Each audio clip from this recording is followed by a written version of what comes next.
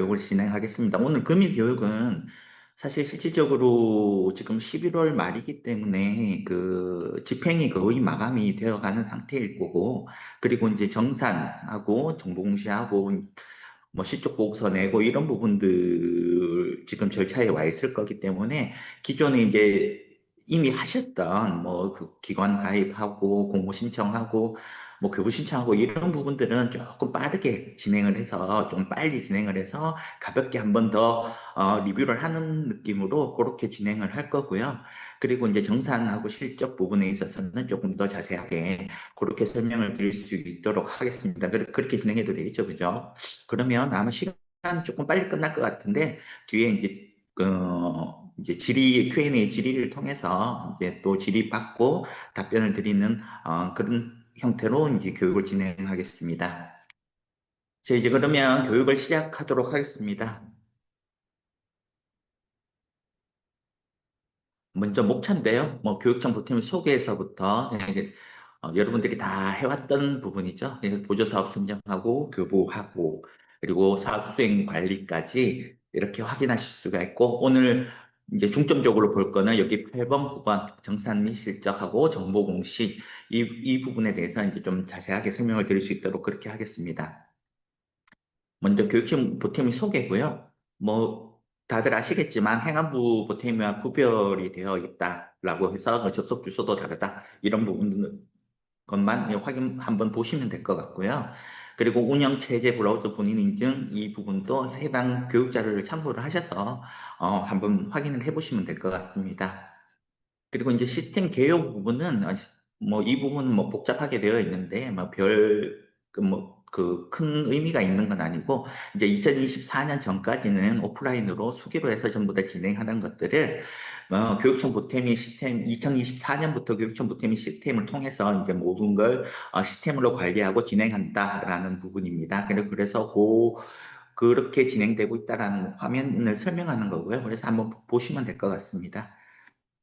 그리고 이제 전반적인 업무 흐름인데 이렇게 이제 분홍색으로 되어 있는 부분들이 이제 그 여러분들께서 민간 보조 사업자분들이 이제 진행하는 확인인데요.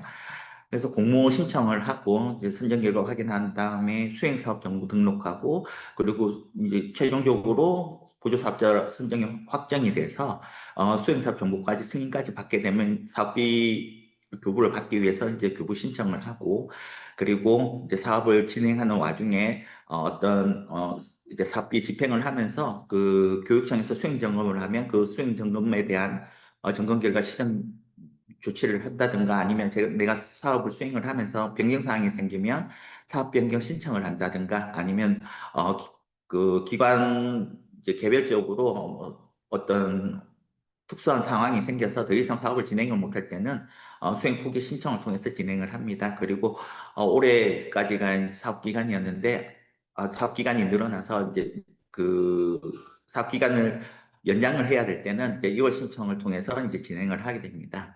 그래서 이제 12월 예를 들면 12월 말까지다 그러면 집행 마감을 진행을 하고요. 이제 사업이 종료되는 시기에 맞춰서 집행 마감을 하고 그리고 검토를 해달라고 이제 정산 제출을 하게 됩니다. 정산을 이제 그 정산해달라고 이렇게 교육청에 요청을 하는 거죠.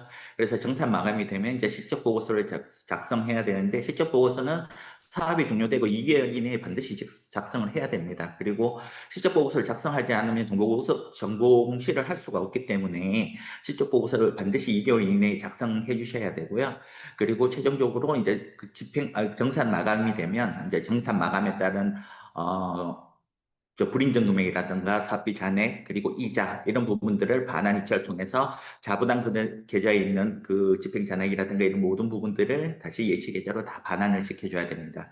그리고 반환이 완료가 되면 이제 교육청에서 사업 종료를 시키는데요. 사업 종료가 되면 이제 정보공시 대상으로 선정이 돼서 당해 연도 총 사업비가 500만 원 이상은 500만 원 이상인 거는 무조건 그 정보공시 대상이 되거든요. 그게 총 사업비입니다.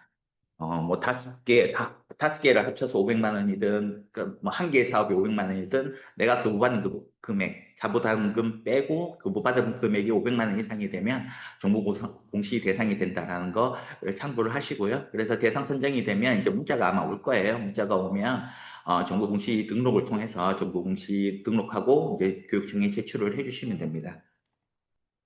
그래서 선정 방식에 따라 공모형, 지정형, 자체 공모형 사업으로 나뉘는데요. 저희 시스템에서는 공모형 사업과 지정 및 자체 공모형 사업 이렇게 두 개로 나뉘어서 두 분류로 나뉘어서 그 시스템에서는 그 업무가 진행이 된다라고 생각을 해주시면 될 것 같습니다. 그리고 그 방식에 따라 예치형 사업과 비예치형 사업이 있는데 기본적으로 어떤 보조 사업이든 보조 사업을 수행하기 위해서는 교육청에서도 해당 사업에 대한 보조금 전용 계좌를 만들어야 되고요. 그리고 그 민간 보조 사업자분들도 해당 사업을 수행하기 위해서는 반드시 예치형, 비예치형 상관없습니다. 반드시 사업비 전용, 사업비 계좌를 만들어야 됩니다. 그래서 그 민간 보조 사업자분들이 만든 사업비 계좌를 자부담 계좌라고 하고요. 그리고 교육청에서 해당 사업을 수행하기 위해서 만든 계좌를 예치 계좌라고 합니다. 그렇게 진행이 된다라고 생각을 해주시면 될 것 같아요. 그래서 뭐 아래쪽에 보면 예치형과 비예치형이 뭐 집행이 달라지는 부분인데 이 부분은 뭐 다 아실 거겠지만 예치형은 보태미 시스템을 통해서 실제적으로 거래처에 돈을 잃지 않은 것까지 다 진행을 하고요. 비예치형 같은 경우에는 그 보태미 시스템에는 집행 등록까지만 하고 이제 이체하는 부분은 기관에서 그 기관에서 자체적으로 뭐 알아서 인터넷 뱅킹이라든가 아니면 은행에 내방을 해서라든가 그렇게 이체를 진행을 한다는 거 참고하시면 될 것 같습니다. 이제 업무 구분에 따른 권한인데요. 이 부분은 한번 보시면 될 것 같고 대부분 다 이제 민간 보조 사업자 권한을 가지고 계시죠. 그러니까 이게 민간 보조 사업자 권한이 이제 뭐 등록에서부터 그 계약, 집행, 정산, 실적 보고 사업수당 이런 사업 전반적인 걸 이제 수행하는 거기 때문에 여기 계시는 기관의 민간 보조 사업자분들은 이제 민간 보조 사업자 권한을 가지고 이렇게 진행을 하신다고 생각을 하시면 될 것 같아요. 다음 회원 가입 단체 정보 관리 부분인데요. 이 부분은 뭐 이미 다 회원 가입하셔서 사업을 수행하시고 계실 거기 때문에 뭐 그 설명은 뭐 굳이 안 드릴 텐데요. 하나만 설명을 드리겠습니다. 이제 회원 가입을 하고 그 사용자 정보라든가 이런 부분들을 확인을 하신 다음에 이제 단체 정보 그 메뉴에 들어가셔서 그 수행 보조 사업 목록, 이제 수행 보조 사업 목록에 들어가 보시면 여기 수행 보조 사업 목록이 있잖아요. 여기에 조회되는 조건이 공모사업이나 이런 거 이제 공모사업, 공모를 신청을 했다거나 그랬을 때, 공모 선정이 됐을 때 여기 수행보조사업의 목록에 이렇게 조회가 되는 거거든요. 그러니까 선정이 되거나 아니면 지정및 자체 공모형 사업 같은 경우에는 교육청에서 지정및 자체 공모형 사업을 등록하고 그 사업을 수행할 기관으로 이제 지정을 했을 때 여기에 이제 수행보조사업 목록에 조회가 됩니다. 여기서 이제 각 사업별로 담당자를 지정해 주셔야만 이제 공모 선정이 되고 난 다음에 수행사업 정보 등록을 할 때 이제 해당 사업들이 조회가 되거든요. 여기서 담당자 지정을 안 해주게 되면 그 수행사업 정보 등록을 할 때라든가 기타 여러 메뉴에서 해당 사업이 조회가 안 돼요. 그렇기 때문에 반드시 여기서 그 해당 사업에 대한 담당자 그 지정을 해주셔야 된다라고 생각해 주시면 될 것 같습니다. 그렇게 해서 회원 가입 및 단체 정보 관리는 그냥 이렇게 빠르게 한번 보는 걸로 해서 넘어가고요. 다음은 보조사업 선정 부분입니다. 보조사업 선정은 말 그대로 이제 공모에서부터 해당 보조사업을 선정하는 단계까지를 진행을 하는 거고요. 말 그대로 이제 공모 등록을 하게 되면, 교육청에서 공모 등록을 하게 되면, 여기 계시는 민간 보조 사업자분들이 공모 신청해서 이렇게 진행을 합니다. 그래서 최종적으로 심사하고 심의한 다음에 최종적으로 선정이 되고 나면 이제 말보조 사업 신청해서 선정 결과를 조회하실 수가 있고 선정이 되고 나면 이제 수행사업 정보관리에서 수행사업 정보를 등록을 해주셔야 됩니다. 뭐 예전에는 뭐 공모 선정을 하고 나면 이제 선정이 되고 나면 그 교육청에 들어가서 이렇게 뭐 협약서 같은 거 쓰고 뭐 그렇게 했잖아요. 그죠? 뭐 그 뒤에 사업비 계좌 사본 같은 거 이런 거 다 이제 첨부하셔서 그렇게 하셨을 텐데 그 절차를 이제 저희 시스템에서는 수행사업 정보를 등록을 하고 교육청에서 승인하고 확정을 하는 이제 절차로 진행을 대신한다라고 생각을 해주시면 될 것 같아요. 먼저 이제 공모 신청하는 부분인데요. 공모 사업 조회 화면에서 이제 공모 사업을 조회를 해주신 다음에 내가 보조사업을 신청할 건이 있으면 이제 신청 버튼을 눌러서 공모사업을 이제 신청을 해주시면 됩니다. 그러니까 신청을 하실 때 이제 수행기간 등록에서 수행기간 정보를 등록을 하시고 이렇게 뭐 사업자가 있으면 사업자 추가 버튼을 눌러주시면 되거든요. 그래서 사업자 추가 버튼 눌러서 뭐 예를 들면 뭐 컨소시엄 형태로 진행을 하게 되면 또 그 사업자 추가 버튼 눌러서 수행 기간이 이제 2개 이상이 될 수 있겠죠, 그죠? 그렇게 해서 저장 버튼을 눌러서 진행을 해주시면 됩니다. 그래서 기관 규모라든가 이렇게 진행을 해주시면 되고요. 여기 화면에는 지금 잘려 있는데 이제 제일 아래쪽에는 제일 중요한 자부담 계좌를 입력을 하게끔 되어 있을 거예요. 요거는 그 공모 신청 화면이기 때문에 이제 자부담 계좌는 나중에 수행 사업 정보 등록할 때 진행을 하는 거고 여기서 아무튼 수행 기간에 대한 등록을 해주시면 됩니다. 그리고 기본 신청서 등록 화면에서는 또 기본 신청서에 대해서 등록을 해주시면 되고 각 탭별로 하나하나 한번 확인을 하셔서 신청 그 내용을 등록을 하고 신청을 해주시면 됩니다.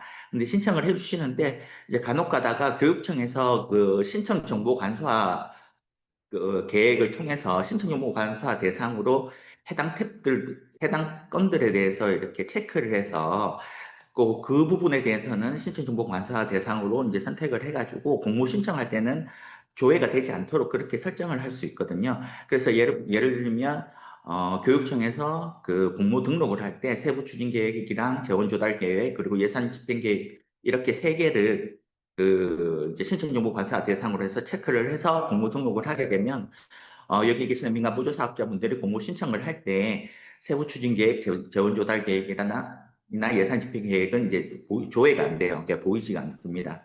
나머지 부분들만 보이고 이제 나머지 그 세 개는 보이지가 않고 근데 보이지 않더라도 최종적으로 공모 선정이 되고 나면 수행사업 정보 등록할 때 이 이제 공모 신청할 때 작성을 생략했던 것들은 다 다시 작성을 하고 등록을 해줘야 되거든요. 뭐 그런 부분들을 참고를 해주시면 될 것 같습니다. 네, 자격 요건 확인 탭에서도 이제 자격 요건 확인을 해주시면 되고요. 각 이제 탭별로 내용을 확인하시고 이제 최종 제출을 해서 공모를 신청을 해주시면 될 것 같습니다. 아니면 Q&A 이제 부분인데요. 그 공모 신청 시 세부 추진계획 예산 집행에는 탭이 보이지 않는 경우가 있습니다. 왜 그러신가요? 이렇게 되어 있는데 이 부분 제가 아까 설명드렸다시피 교육청에서 신청정보관서 형식으로 해당 부분에 대해서는 생략을 하게 되면 요거는 이제 그 공모 신청하는 민간 보조 사업들이 좀 더 용이하게 그러니까 신청이 용이하게 하게끔 하기 위해서 이제 신청정보관서 정책을 쓰는 거거든요. 그래서 신청정보관사 정책에서 이제 체크한 부분들은 공모 신청할 때 탭이 보이지 않습니다. 그렇게 생각을 하시면 될 것 같아요. 그래서 공모 사업할 때 보면 아까 보던 세부 추진 계획이라든가 이렇게 보이지가 않죠, 그죠? 그래서 이렇게 보이지 않는다라고 참고해 주시면 될 것 같습니다. 그래서 이제 마이 보조 사업 신청에서는 이제 내가 공모 신청을 한 건에 대해서 지금 어떻게 진행되고 있는지 이렇게 확인을 하실 수가 있고요. 만약에 교육청에서 접수를 하게 되면 이제 접수 상태가 되고 그 접수 결과를 이제 등록을 하게 되면 교육청에서 그러면 민간 보조 사업자분들한테 해당 공모 신청권이 접수되었습니다 하고 이제 문자 발송이 될 거예요. 그러면 이제 민간 보조 사업자분들은 그 해당 문자를 보시고 마이 보조 사업 신청에 와서 해당 내용을 확인을 해주시면 됩니다. 그래서 지금 접수 상태구나 이렇게 확인을 해주시면 되고요. 이제 문자가 갈 때는 딱 지금 시스템에서 참고로 말씀드리자면 뭐 뒤에서도 설명이 되겠지만 공모 신청했는데 공모 결과가 등록이 되었을 때, 그리고 공모 선정이 되었을 때, 그리고 사업비 교부 신청을 했는데 교부 완료가 되었을 때, 그리고 마지막으로 정보공시 대상으로 선정이 됐을 때, 이렇게 4단계에 걸쳐서 문자가 발송이 됩니다. 그래서 해당 문자를 받으시면 각 메뉴로 들어가셔가지고 해당 부분들을 확인해서 업무 절차를 진행을 해주시면 될 것 같습니다. 그래서 이제 해당 내용들을 뭐 공모명을 클릭을 해서 해당 내용을 확인을 하실 수가 있고요. 그리고 뭐 작성 중인 상태에서는 이제 회수해서 삭제를 하거나 다시 이제 수정을 하거나 할 수가 있는데 이미 접수가 돼 버렸을 때에는 교육청에다가 전화를 해서 이 건 내가 수정을 해야 되는데 수정이 필요하니까 보완 요청 상태로 보완 요청을 좀 해달라. 그렇게 그 요청을 하시면 보완 요청으로 이제 그 접수값을 상태값을 바꿔주면 이게 신청 상태가 다시 작성 중 상태로 바뀌거든요. 그러면 다시 수정을 해주신다거나 삭제하시고 다시 뭐 신청을 하신다거나 그런 식으로 진행을 해주시면 될 것 같습니다. 그래서 이제 조회 버튼을 눌러서 그 접수 결과에 대해서 조회를 확인을 하실 수가 있고요. 공모 신청 저장을 했는데 보조사업 신청에서 조회가 되지 않는다. 이런 거 왜 그런가요? 이런 경우가 있는데 요거는 그 기관 수행 기관 등록 탭에서 아까 우리 공모 신청할 때 기관 담당자를 등록을 하게끔 그렇게 되어 있었잖아요. 그 기관 담당자로 등록된 사람만 말보조 사업 신청에서 조회가 됩니다. 그래서 만약에 다른 사람으로 지정을 했다면 그 지정된 잘못 지정한 그 사람이 보조 사업 그로 들어오셔가지고 그 기관 담당자를 변경을 해주면 됩니다. 그러면 마이 보조 사업 신청에서 조회가 된다는 거 참고하시면 될 것 같습니다.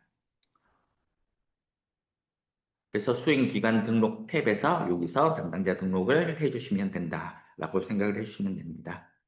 그리고 공모 신청 제출을 했는데 수정은 어디서 할 수 있나요? 이것도 아까 이제 교육자로 설명하셔서 말씀을 드렸지만 접수 상태인 것 같으면 이제 보완 요청을 해달라라고 교육청에다가 요청을 해야 됩니다. 그래서 이미 접수가 됐으면 회수나 이런 것들이 안 되기 때문에 교육청에 보완 요청을 해달라 그래서 보완 요청을 하게 되면 이제 교육청에서 보완 요청으로 상태값을 변경을 하게 되면 그러면 이게 이제 그 작성 중 상태로 변경이 되거든요. 그러면 다시 회수를 하거나 아니면 수정을 해서 다시 제출을 해주시면 됩니다. 그리고 접수 상태가 아직까지 뭐 그 진행을 접수가 되지 않았다. 이런 경우에는 그냥 바로 회수를 해서 진행을 해주시면 될 것 같습니다.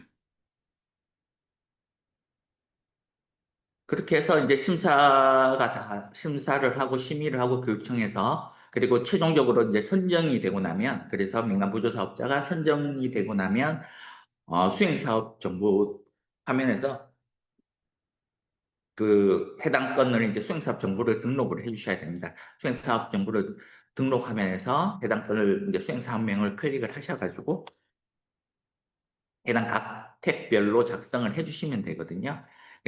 이제 단체 정보를 불러와서 저장을 하시고 이렇게 한 각 탭별로 확정을 해주셔야 됩니다. 그래서 확정을 해서 진행을 해주시면 되고 수행 정보 등록할 때 이제 최종적으로 마지막으로는 여기에 각 탭별로 완료가 되었는지 확인을 해주신 다음에 개인정보 활용 동의하시고 최종 제출 버튼을 눌러서 이제 제출을 해주시면 최종적으로 수행사업 정보가 이제 제출이 완료가 되는 거고요. 그러고 나면 교육청에서 이제 해당 건을 확인을 하고 이상이 없으면 확정 버튼을 눌러서 최종적으로 이제 승인을 하게 되면 보조사업 선정하는 절차가 최종적으로 마무리가 된다라고 생각을 해주시면 됩니다. 이제 수행사업 정보 탭에서 최종 지표 버튼이 비활성화되어 있다 그러면 각 탭별로 확정이 되지 않은 건들이 있다는 이야기입니다. 그런 것들을 확인하셔서 각 탭별로 이렇게 확정을 해주시면 된다라고 생각을 해주시면 돼요. 다 확정을 눌러주시면 이제 작성 확인해서 이제 다 완료 상태로 되거든요. 그러면 최종 제출 버튼을 눌러서 최종 제출을 해주시면 됩니다. 자부담금이 0원인데 나는 이 사업은 자부담금이 없어요. 그런데 자부담 계좌를 수행사업 등록할 때 자부담 계좌를 넣어야 되나요? 이렇게 질의를 하시는 분들이 있는데 예치형 사업이든 비예치형 사업이든 앞서서 설명을 드렸지만 어떤 경우에라도 자부담 계좌는 만드셔야 되고 자부담 계좌를 등록을 해주셔야 됩니다. 그래서 나중에 정산하고 반환하고 복원이체하고 이런 이제 모든 부분에서 자부담 계좌가 쓰이기 때문에 예치형 사업이든 비예치형 사업이든 반드시 자부담 계좌를 만드셔야 되고 자부담 계좌를 만드신 다음에는 반드시 수행사업 등록할 때 등록을 해주셔야 수행사업 정보 등록이 완료를 할 수 있다라는 부분 참고하시면 될 것 같습니다. 이제 다음은 교부관리 부분인데요. 이제 수행사업 정보 등록한 게 최종적으로 승인이 되고 나면 최종적으로 승인이 돼야 됩니다. 그러니까 최종적으로 승인이 되면 이제 교부 신청을 해서 이제 교부를 받게 되는데요. 교부 신청 관리에서 이제 조회를 했을 때 여기에서 조회되는 거는 아까 말씀드렸다시피 수행사업 정보 등록에서 등록한 건을 교육청에서 최종적으로 확정을 했을 때 승인하고 확정을 했을 때 여기 수행사업명에서 조회가 되는 거거든요. 그러면 내가 이제 교부 신청할 건이 있으면 신청 버튼을 눌러서 교부 신청을 진행을 해주시면 됩니다. 그래서 교부 신청 이제 금액을 이제 입력을 하시고 진행을 해주시면 됩니다. 그 교육청에서 뭐 1차, 2차, 3차 뭐 몇 차에 나눠서 뭐 교부 진행을 한다 이런 것들은 아마 미리 고지가 되겠지만 그 금액에 맞게끔 이제 신청을 하면 되고요. 예를 들면 참, 총 금액이 500만 원짜리 사업인데 250만 원, 250만 원 두 번에 2차에 나눠서 교부를 하겠다고 했는데 내가 500만 원 신청했어요. 어떻게 하면 되나요? 그렇게 하면 되는데 그럴 때는 뭐 반려받아서 250만 원 써도 되지만 또 교육청에서 250만 원을 수정해서 500만 원 신청이 됐더라도 250만 원만 교부를 할 수 있거든요. 뭐 그런 부분들을 참고를 해주시면 될 것 같습니다. 그런데 이제 한 가지 좀 교부 신청할 때 유의해 주셨으면 좋겠는 게 여기 첨부 파일 목록에서 이제 파일 첨부해서 첨부 파일을 넣을 수 있잖아요. 자부담금이 있는 사업 같은 경우에는 자부담 계좌에 입금한 내역을 반드시 첨부를 하셔서 교부 신청을 하기를 이제 권장해 드립니다. 왜냐하면 관련 규정에 의해서 자부담금이 있는 사업은 자부담금이 입금된 걸 확인하고 교부를 하게끔 되어 있어요. 사업비 교부를. 그렇기 때문에 이제 이런 부분들을 안 하게 되면 또 교육청에서 전화가 와서 이거 자부담금 입금 내역을 제출을 해라 하고 이렇게 또 다시 또 한 번의 절차를 거쳐야 되기 때문에 교부 신청할 때 자부담금 입금 내역을 딱 첨부를 해서 신청을 하게 되면 좀 더 빨리 사업비 교부를 받을 수 있겠죠. 그죠? 교육청에서도 좀 더 효율적으로 사업비 교부를 진행할 수 있기 때문에 자부담금 있는 사업은 자부담금 입금 내역을 여기 첨부 파일 목록에 반드시 첨부를 하셔서 교부 신청하셔라라고 권장해 드리겠습니다. 그리고 해당 내용들을 확인하신 다음에 이제 저장하시고 제출을 진행을 해주시면 됩니다. 그러면 교부 신청이 완료가 되는 거고요. 근데 교부 신청 관리에서 이제 교부 신청 수행할 사업이 조회가 되지 않는 경우에는 아까 말씀드렸다시피 수행사업 정보 등록한 건이 이제 승인이 됐을 때 조회가 되고요. 수행보조사업 담당자 지정 여부, 그러니까 수행보조사업으로 담당자가 지정되어 있는지 그 부분도 확인을 하시고 이렇게 확인을 하신 다음에 진행을 해주시면 될 것 같아요. 만약 지정이 안 돼 있으면 지정을 해주면 되겠죠, 그죠? 그래서 그건 이제 수행 보조사업 목록, 제가 앞에 회원가입 및, 단체 정보 관리에서 요 부분만 설명을 드렸잖아요. 수행 보조사업 목록에서 반드시 수행 보조사 담당자 등록을 해주셔야 된다라고 말씀을 드렸었고, 그리고 수행사업 정보 등록했는 데서 이제 최종적으로 교육청에서 수행사업이 승인하고 확정까지 돼야지 교부 신청 화면에서 이제 해당 사업이 조회가 된다라고 말씀을 드렸던 것 같습니다. 그래서 그거 두 개를 한번 확인을 해보시면 될 것 같아요. 교부 완료까지 걸리는 시간이 있나요?라는 뭐 질의가 있었던 적이 있는데 뭐 교부 과정은 실질적으로 교육청 담당자가 이제 지방보조금 교육청 담당자가 있고 또 사업비를 교부하는 또 지출 쪽에 담당자가 있고 이래서 좀 연계를 하고 해서 시간이 좀 걸릴 수 있어요. 그렇기 때문에 이제 지출 완료하고 교부가 완료됐다라는 건 이제 실질적으로 사업비 계좌나 혹은 예치 계좌에 사업비가 교부가 이체가 됐다라는 의미거든요. 그래서 교부 완료까지 시간은 뭐 좀 딱 정해져 있지 않아서 뭐 이 부분은 뭐 좀 걸릴 수 사업비 교부 신청한 지 좀 오래됐는데 싶을 때는 교육청에 한번 확인하셔가지고 담당자분한테 지금 어디까지 진행됐는지 확인을 하실 수 있습니다. 그리고 교부 완료가 딱 되고 나면 완료까지 확정이 되고 보조금 사업 담당자가 교부 완료 버튼을 딱 클릭을 했을 때 교부 완료 처리를 했을 때 SNS 문자가 발송되면서 문자를 받아보실 수가 있습니다. 그리고 1차 교부 상태에서 남은 교부 신청 가능에 대해서 교부 신청하는데 2차 교부는 어떻게 신청하나요? 같습니다. 이거는 남은 잔액 내에서는 똑같은 형태로 해서 남은 잔액 내에서 교부 신청이 가능하다라고 생각을 해주시면 될 것 같아요. 그리고 이제 교부 결정 확인 화면에서 이제 교부 결정된 내용을 확인을 하실 수가 있는데 이 해당 내용에서 수행사업명을 버튼을 클릭을 해주시면 해당 화면을 통해서 교부 결정 내용을 이제 확인을 하실 수가 있고요. 여기서 그냥 대충 이렇게 보시고 그냥 지나치시는 경우가 있는데 정말 중요한 게 여기 교부 조건 정보 있잖아요. 교부 결정 확인해서 교부 조건 정보를 반드시 확인을 해주셔야 됩니다. 특히나 어떤 특수한 어떤 사업을 실현하는 데 있어서 특수한 어떤 것들이 실행을 해야 되고 그런 경향이 있을 때는 반드시 교부 조건 정보에 교부 조건이 들어가 있어야지 이후에 사업을 실행할 때 해당 건들에 대해서 이제 인정이 되거든요. 그 인정을 받을 수가 있거든요. 뭐 아까 뭐 그 법제도 시간에도 잠깐 이야기를 하는 것 같은데 레저 업종 같은 데 이제 카드를 썼는데 그런 것 이거는 이제 뭐 학생들 체험 실습 교육이라서 뭐 승마장을 갔다. 그래서 레저 업종에 가서 카드를 껐는데 카드가 되지 않는다. 그래서 이체를 했다. 이런 경우에는 이제 교부 조건에 그런 내용들이 다 들어가 있고 그 이제 사업 계획에 그런 내용들이 다 들어가 있으면 뭐 인정을 받을 수 있겠지만 만약 교부 조건에 그런 내용이 하나도 없으면 인정을 못 받는 거거든요. 그렇기 때문에 혹시나 그런 특수한 상황이 있는 사업들 같은 경우에는 교분 조건을 반드시 확인을 하시고 이 이외에 집행을 하게 되면 불인정 받을 수 있으니 이게 반드시 교부 조건 정보로 확인을 해주셔야 됩니다. 그리고 교부 조건 정보에 이렇게 하기로 했는데 빠져 있다 이런 경우에는 반드시 교육청에 확인을 하셔가지고 이 부분이 빠져 있다라고 확인하신 다음에 확인을 해주시는 게 중요합니다. 이제 사업비 교부를 받고 나면 이제 사업비를 써야 되잖아요. 사업비를 써야 되는데 이 사업비를 쓸 때 이제 기본적으로 그 사전에 준비를 해야 되는 부분들이 있겠죠. 그렇죠? 제일 먼저 준비해야 되는 게 사업비, 아까 말씀드렸던 자부담 계좌를 만드는 거. 자부담 계좌는 이미 교부할 때, 교부 신청하기 전에 이미 만들었겠죠. 그죠? 그러니까 교부 신청하기 전에 이미 이제 사업비 계좌를 만들었을 테고, 그 다음에 이제 보조금 카드를 만들어야 되거든요. 보조금 카드를 이제 발급받는 절차에 대해서 말씀을 드리겠습니다. 일단 은행에 이제 보조금 카드 발급 받을 때는 그 보조사업자 증명서 그 화면에 가서 조회 버튼 눌러서 이 보조사업자 증명서 그러니까 사업수행 확인서예요. 사업수행 확인서를 아마 은행에서 그 이제 요구를 할 겁니다. 그죠? 그래서 이 해당 화면에서 이 사업수행 확인서를 이제 출력을 하셔가지고 그렇게 제출을 하시면 됩니다.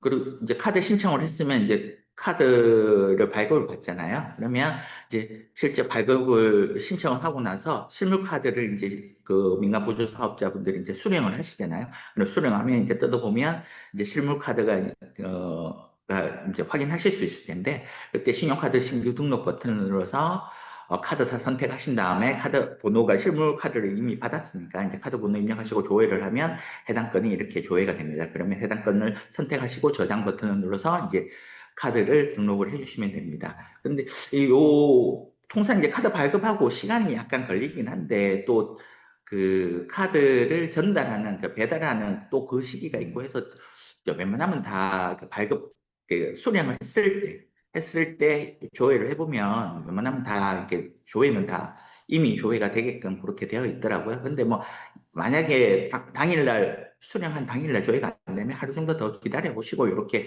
조회를 해보시면 될 거예요.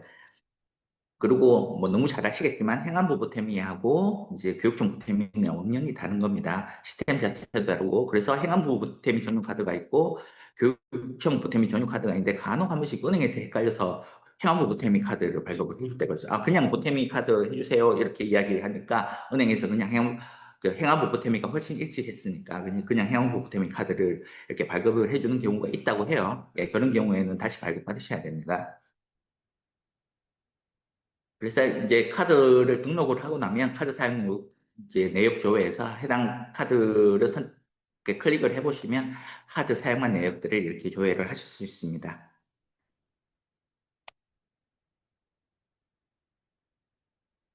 다음은 그 보조사업자 조회에서 수행사업명 선택 시 사업기간 내 보조금액이 공란을 줘야 됩니다. 요거는 이제 보조사업자 증명서 조회할 때 여기가 공란으로 된다라는 의미인데요. 요 부분은 그 수행사업 정보 등록할 때 기본 신청서 등록에서 이 사업 기간의 요 부분을 이제 끌어와서 연계를 시켜서 보여주는 화면이고요. 그리고 재원 조달 계획, 수행사업 정보 등록할 때 재원 조달 계획에서 해당 금액을 끌어와서 보여주는 거거든요. 요 부분들을 한번 확인을 한번 해보셔야 될 것 같습니다. 그리고 뭐 발급받은 카드가 조회되지 않을 때는 아까 말씀드렸다시피 잠깐 기다려 보시거나 아니면 그 교육청 보탬이 카드 전용 카드가 맞는지 한번 확인을 해 보시고 그리고 이미 한번 이렇게 다른 카드에 등록을 해버리면 이제 저 중복 등록은 안 되거든요. 그런 부분들은 이제 한번 참고를 하시면 될 것 같아요. 근데 중복 등록을 이렇게 카드를 한번 썼더라도 그 카드를 쓴 사업이 사업 종료가 되고 나면 또 해당 카드를 또 새로 신규로 하는 사업에 다시 등록해서 쓰실 수는 있습니다.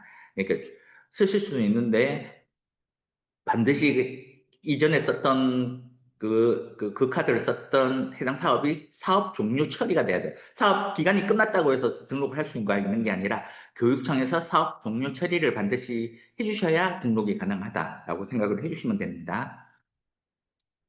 다음은 이체인증서 관리고요. 이체인증서는 무조건 이제 인증서를 등록을 해주셔야 되고, 예치형 사업이든 비예치형 사업이든 뭐 정산하고 반환할 때는 다 이 시스템을 통해서 반환을 하기 때문에 그때는 이체인증서가 필요하거든요. 그렇기 때문에 예치형 사업이든 비예치형 사업이든 반드시 이체인증서를 이제 등록을 해서 사용을 하셔야 된다라고 생각을 해주시면 됩니다. 그래서 이체인증서 관리해서 이체인증서를 등록을 해주시면 되고요. 그리고 그 비밀번호는 뭐 이체 비밀번호를 신규로 등록하시거나 아니면 변경을 하시거나 하실 때 이체 비밀번호 관리 화면에서 이 해당 화면에서 진행을 해주시면 됩니다.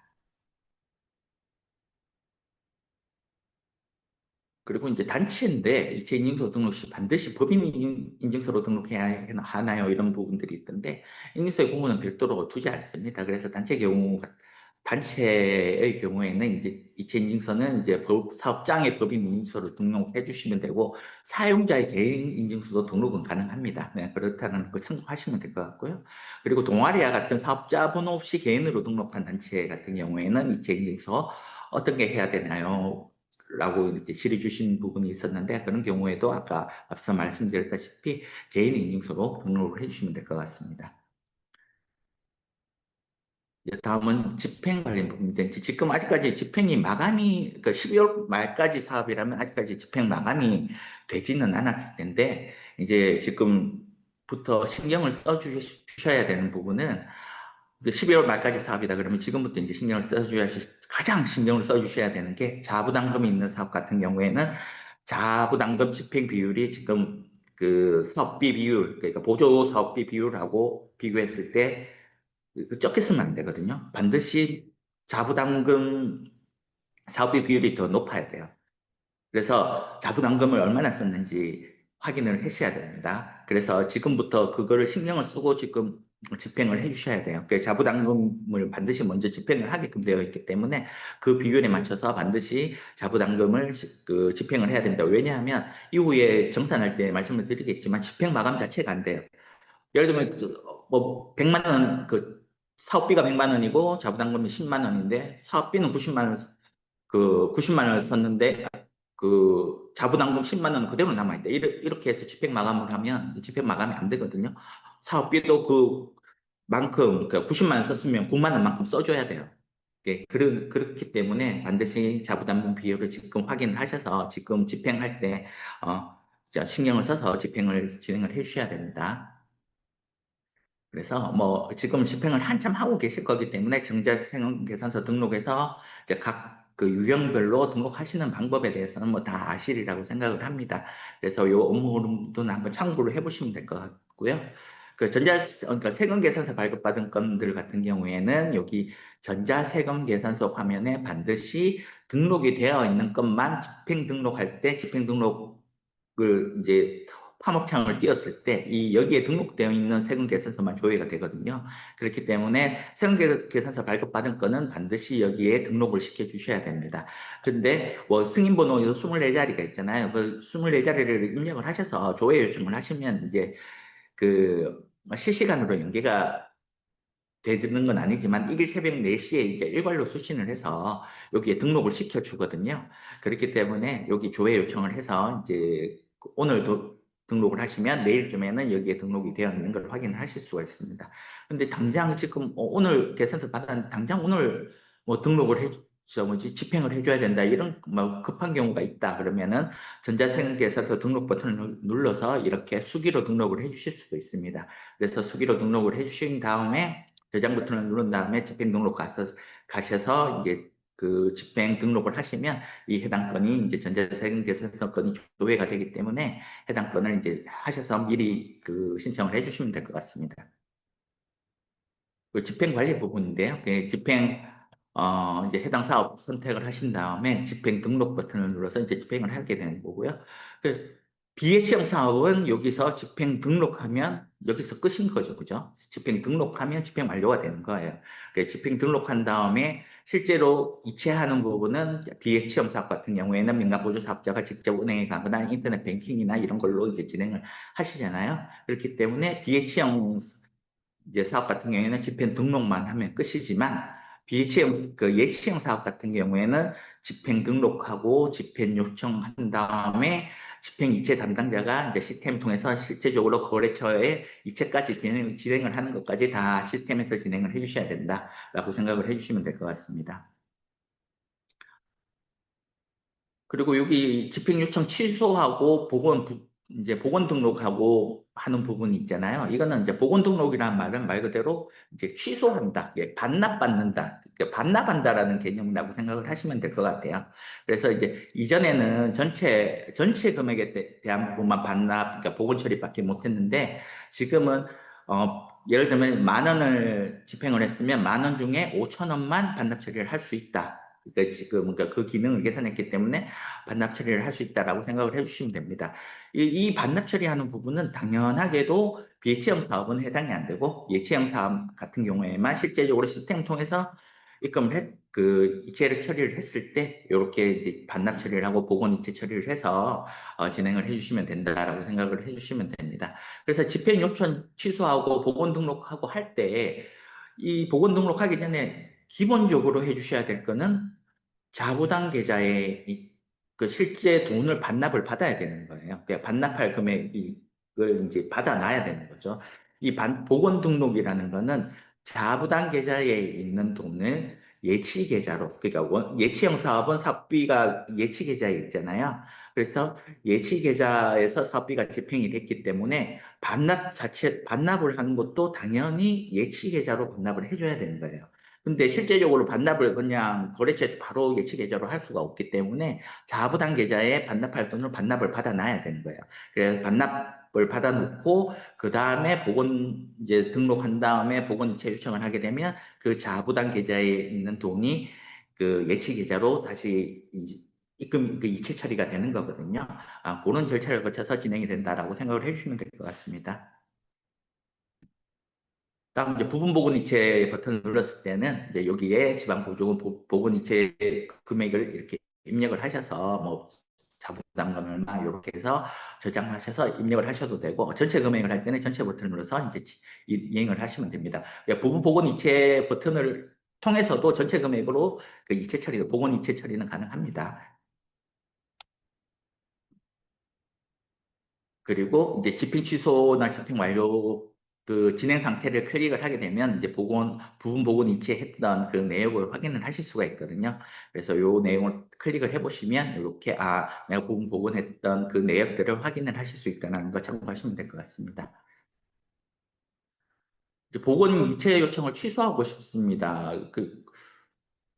복원 이체 요청한 거는 이제 취소가 안 되죠. 그러니까 이미 예치 계좌로 돈이 들어갔잖아요. 그러니까 이체 취소란 건 안 되고 다시 집행 등록해서 다시 집행을 하셔야 되는 거죠. 그죠? 그 이체 복원 이체해서 자부담 계좌에 있는 돈을 다시 예치 계좌로 넣었을 때 취소는 안 됩니다. 그 복원 이체 자체를 취소하는 건 불가능한 거고요. 취소해야 되는 상황이라면 반납 자체를 잘못했는 거기 때문에 그런 경우라면 다시 집행해서 집행을 진행을 하셔야 되는 거죠. 그죠? 예, 그렇기 때문에 아무튼 그 보건 이체 처리 요청해서 이체 처리까지 완료가 됐다면 취소는 불가능한데 이체 요청까지만 하고 이체 처리는 안 됐을 경우에는 그냥 보건 이체 요청 취소 버튼 클릭해서 진행을 해주시면 됩니다. 그리고 보건 이체 요청 상태인데 잔액이 돌아오지 않는 경우에는 이체 담당자가 보건 이체 처리를 안 했기 때문에 잔액이 아직 그 예치 계좌로 들어오지 않는 거고요. 이제 이체 처리를 하게 되면 잔액이 다시 발생을 한다라고 생각을 해주시면 됩니다. 그리고 이미 등록된 집행권의 집행일자를 변경하고 싶습니다. 이미 등록된 집행권의 집행일자 변경은 불가능합니다. 불가능하기 때문에 어, 집행, 그 집행 등록만 하는 상태로는 가능하지만 이미 집행이 완료된 거는 집행일자 변경은 불가능하다라고 생각하시고 집행할 때 집행일자 같은 걸 잘 확인하셔서 집행을 해주시면 될 것 같습니다. 먼저 이제 집행 등록 버튼을 누르게 되면 이렇게 해당 파일이 뜨잖아요. 그래서 전자계산서 증빙 유형에 따라 전자세금 계산서가 있고 보조금 전용 카드가 있고 기타 뭐 기타라는 뭐 여비라든가 뭐 이런 부분들은 기타 있죠. 그 인건비나 운영수당도 아니고 전자세금 계산서로 처리할 수도 없고 보조금 전용 카드로도 처리할 수 없는 그런 것들은 이제 기타로 처리를 해주시면 됩니다. 그래서 전자세금 계산서를 클릭을 해서 증빙자료 등록 버튼을 눌렀을 때 아까 말씀드린 전자세금 계산서 조회 화면에서 등록된 건들이 여기 조회가 되거든요. 그러면 해당 건을 선택하셔서 이제 증빙 등록을 해주시면 됩니다. 증빙 등록을 하실 때 이제 여기 뭐 보조비 세목 입력을 하고 금액 입력을 해서 하시면 되는데 뭐 그 전자세금 계산서 발행 금액이 뭐 공고가액 100만 원이고 저 부가세 10만 원이다 이러면 꼭 110만 원을 해야 되는 거 아니에요. 그 금액이 넘어가지 않는 선에서는 그 분할로 해서 50만 원, 5만 원 이런 식으로 해서 분할해서 또 다르게 또 다른 건으로 또 등록을 하고 해서 그 전자세금 계산서를 나눠서 등록을 하실 수 있다라고 생각을 해주시면 됩니다. 그리고 이제 좀 자주 쓰는 것 같은 경우에는 그 자주 쓰는 사업자 관리라는 메뉴가 있거든요. 거기서 자주 쓰는 메뉴 같은 경우는 좀 등록을 해서 이제 결제 계좌까지, 입금 계좌까지 이렇게 등록을 해 놓으시면 이게 거래처 조회로 버튼을 눌렀을 때 이제 집행 등록 화면에서 이렇게 조회를 바로바로 선택을 하셔서 등록을 하면 입금 계좌까지 자동으로 등록이 다 되잖아요. 근데 이걸 등록을 안 해놓으면 이제 일일이 할 때마다 그 사업자 등록번호 입력하고 거래처 입력하고 이렇게 해야 되기 때문에 가능하면 좀 자주 쓰는 거래처들은 반드시 그 자주 쓰는 사업자 관리 화면에서 그 등록을 하셔서 진행을 하시면서 집행 등록하실 때 좀 더 편하게 진행을 하실 수 있습니다. 그리고 보조금 전용 카드 같은 경우도 마찬가지로 이제 전용 카드 증빙 유형을 보조금 전용 카드로 해서 해당 내용을 증빙자료 등록 버튼을 누르면 이제 사용 내역이 조회가 되고요. 보조금 전용 카드도 마찬가지로 그 사업비 전자세금 계산서하고 마찬가지로 결제 금액 전체를 꼭 하실 필요는 없고 18만 원이 넘어가면 안 되지만 예를 들면 전체 결제 금액이 10만 원이다 그러면 10만 원 안에서는 좀 분할해서 집행 등록을 하실 수 있다라는 거 참고하시면 될 것 같습니다. 그런데 이제 이게 조회가 잘 안 될 때가 있어요. 이게 왜냐하면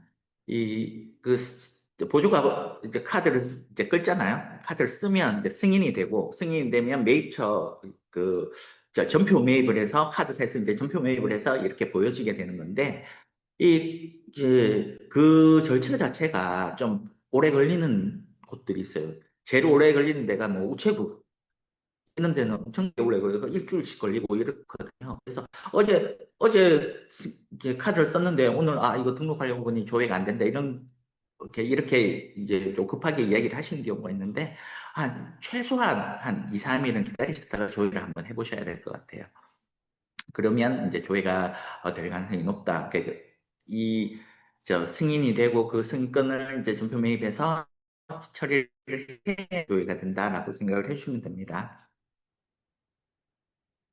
그래서 해당 건도 마찬가지로 그 거래처 조회에서 해당 건 선택해서 거래처 입금하고 계좌 정보 입금해서 저장 버튼을 눌러서 등록을 해주시면 됩니다.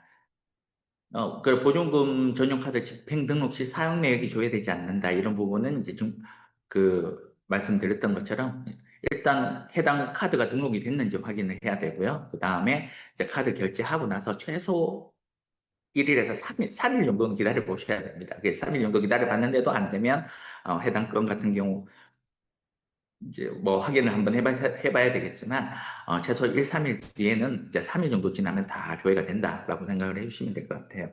그리고 신용카드 결제 대금일에 맞춰 집행 등록을 결제 대금일 전에만 등록하면 되겠죠, 그죠? 미리 진행해도 상관은 없지만 가능하면 결제일 뭐 이전에 이제 등록을 해주시면 될 것 같습니다.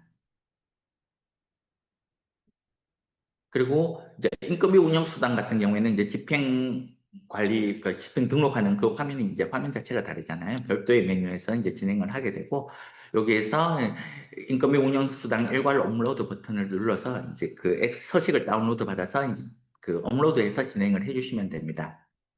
그래서 업로드를 하면 이제 업로드를 하게 되면 여기에 해당 건이 조회가 되는데 그러면 해당 건 선택하신 다음에 집행 요청 버튼을 눌러서 진행을 해주시면 됩니다. 그래서 이렇게 진행을 하게 되는데요. 그래서 실지급액하고 원천 징수액을 각각 입력을 하셔서 이제 진행을 해주셔야 됩니다.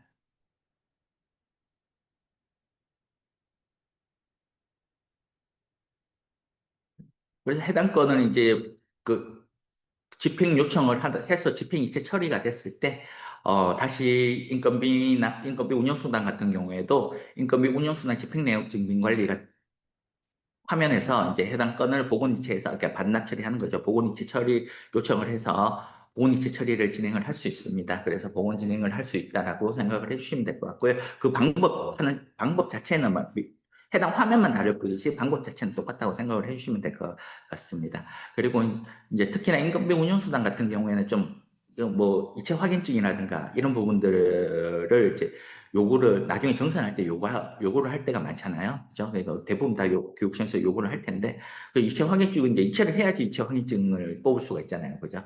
그렇기 때문에 그런 경우에 이제 이체가 끝나고 나면 이체 확인증을 출력하셔가지고 여기 첨부 파일 일괄 등록해서 해당 화면에서 이제 등록을 해주실 수 있다라고 생각을 해주시면 될 것 같습니다. 그리고 해당 건 이제 건별로 집행 목적을 누르게 되면 이렇게 파문창이 뜨거든요. 그래서 건별로 이렇게 이제 첨부 파일을 넣어주실 수도 있습니다. 그래서 해당 내용을 확인을 하실 수가 있고요.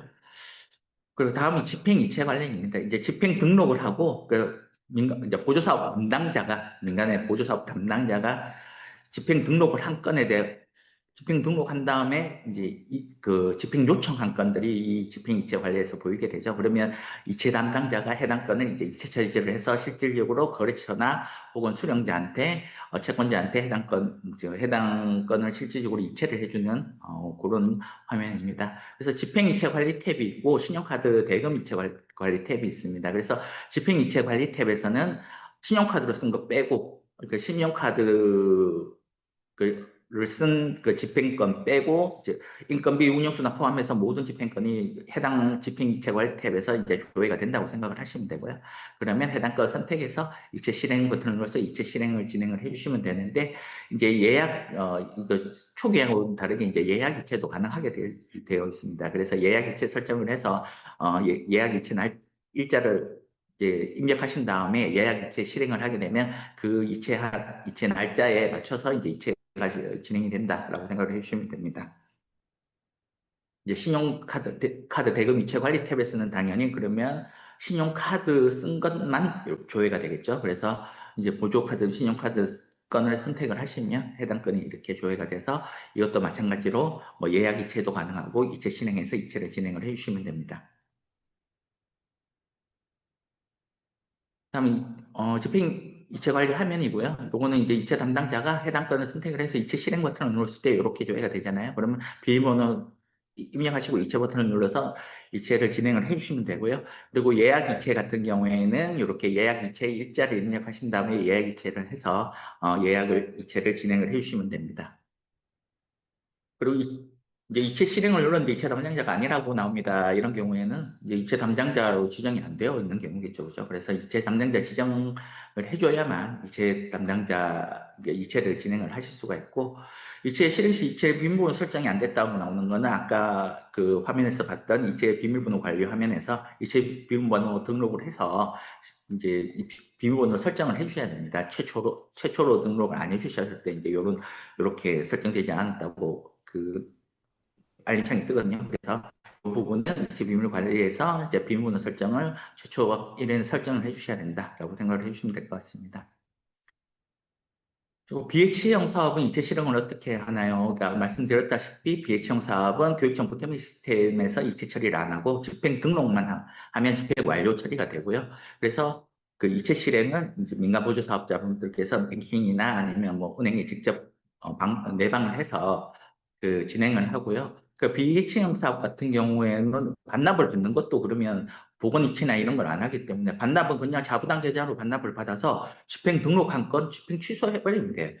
그래서 삭제해버리면 됩니다. 그렇게 하면 그 반납이 이루어지는 거니까 그렇게 진행을 한다라고 생각을 하시면 됩니다. 그리고 체크카드 집행은 어떤 방식으로 해야 되나요? 그러니까 체크카드는 체크카드하고 연결된 계좌에 개인이나 기관이 먼저 돈을 넣어서 카드 결제, 그러니까 체크카드는 카드 결제하는 순간 돈이 나가기 때문에 미리 돈을 넣어서 진행을 하고 이후 교육청 보태민 시스템에서 집행 등록해서 해당 건을 그 체크카드하고 연결된 계좌에 이체를 진행을 해서 하는 방법으로 진행해 주시면 됩니다. 다음은 이제 신용카드 자부담 100% 지급하는 경우 이체 실행하면 이중으로 되는 거 아닌가요? 이런 질의도 있었는데요.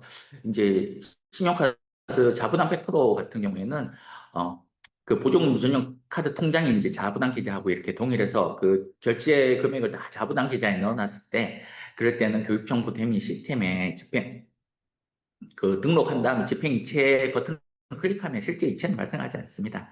실제 이체는 발생하지 않고 그냥 자동으로 집행 완료 처리만 되니까 이체 자부담 100%는 그러면 이중으로 이제 된다고 생각을 하실 수 있는데 그건 그 실제로 이체되지 않기 때문에 그냥 그 이체 실행해 주시면 됩니다. 그리고 지방보조금 집행 가능액이 0원으로 줘야 돼서 집행이 불가능하다. 이런 경우는 이제 교부 완료가 최종적으로 교부 완료되었는지 한번 확인을 해보시면 될 것 같아요. 그래서 이게 이제 보조금 사업 정보에 그 집행 등록을 하려고 하는 이게 지금 집행 가능 금액이나 교부 받은 금액이 이렇게 0원으로 보일 수 있거든요. 이런 경우에는 교부 완료가 안 됐다는 거예요. 그러니까 교부 완료가 안 됐다는 거기 때문에 교부 결정 확인 화면에서 이 결정 처리 상태가 교부 완료 상태인지 이제 확인을 하시고 진행을 해주시면 될 것 같습니다. 그리고 집행 이체까지 완료하여 집행 완료 상태에서 보조 세목 변경이 가능한가요? 이미 완료, 이 부분은 제가 이거 교육자료를 만들면서 이전 Q&A를 가지고 오면서 이게 지금 그 답변이 잘못 달려 있는데 지금 이미 집행 완료가 되어도 그 집행 등록 화면에서 등록하는 화면에서 해당 건 선택하셔가지고 보조 세목 변경 가능하거든요. 예, 그 단지 이제 인건비하고 운영수당 부분, 그러니까 인건비 운영수당이나 다른 세목이랑 이렇게는 이제 그 변경이 안 되지만 다른 세목끼리 이렇게 변경은 집행이 완료돼도 변경이 가능합니다. 그래서 요 지금 답변 부분은 지금 무시하시고 해당 화면, 그 집행 등록하는 화면에서 보조세목 변경을 해주시면 됩니다. 집행 완료돼도 보조세목 변경 가능하니까 그렇게 참고하시면 될 것 같아요. 비액시형 사업 같은 경우에는 이제 집행 등록 처리만 하기 때문에 그거는 이제 집행 정보 삭제하고 다시 재등록하면 되는 거니까 뭐 그 부분은 어려운 부분이 없겠죠, 그죠? 그리고 보건이체 시 자부담금 입금받아서 나 원천징 수금액이 환급되는데 오래 걸리는데 어떡하나요?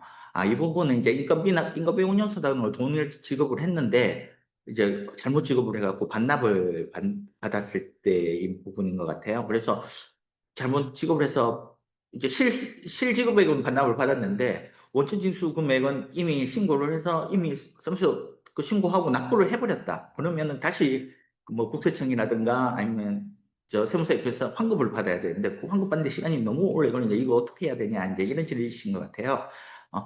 그런 경우에는 환급 절차 오래 걸리죠. 그때까지 계속 저 보고 이체 안 하고 그러기에는 좀 시간이 너무 지체될 수가 있으니까 그런 경우에는 자부담금으로 이제 우선 보건이체 진행을 하시고 나서 나중에 환급되면 이제 이렇게 상계가 되잖아요, 그죠? 그래서 환급 받으면 상계가 될 수 있기 때문에 자부담금으로 우선 보건이체를 진행을 하는 방법을 해주시면 될 것 같습니다.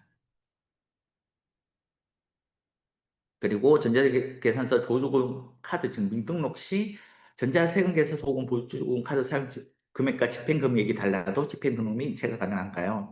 아까 이제 설명하면서 노님이 말씀드렸지만 더 많이는 안 되겠죠. 100만 원 카드 결제를 했는데 110만 원 등록하면 당연히 안 되겠죠. 근데 그거보다 적은 금액이라면 분할해서 집행이 가능하다라고 생각을 해주시면 될 것 같습니다. 다음 거래처 계약 관리에서는 이제 지방자치단체를 당사자로 하는 계약에 관한 법률에 의해서 어떤 물건을 구매를 했을 때 물건에 대해서 그러니까 계약을 통해서 물건을 구매했을 때는 이 해당 그 거래처 계약 관리에 해당 건을 등록을 해서 실질적으로 그 계약건에 대한 지급을 할 때, 그러니까 대금 지급을 할 때 요건을 이제 연계를 시켜서 집행 등록을 해줄 수가 있게끔 그렇게 작성이 되어 있거든요. 그래서 거래처 계약 관리에서 해당 건 등록을 하시고, 이제 여기에 보면 이제 스크롤 좀 내려와 있어서 계약 진행 상태가 지금 안 보이고 있는데 그 스크롤 올려보시면 계약 진행 상태가 있어요. 계약 진행 상태가 있는 경우에는 이제 검수 완료, 그 계약 진행 상태가 검수 완료, 검수 완료라는 거는 이제 계약 기간이 끝나고 납품을 받은 다음에 이 해당 물품이 이상이 없다라고 이제 검수까지 완료돼야지 이제 대금 집행을 해주는 거잖아요. 그런 경우에는 그렇기 때문에 계약 진행 상태가 검수 완료인 것만 집행 등록할 때 해당 건 조회해서 연계를 시킬 수 있다라고 생각을 해주시면 됩니다.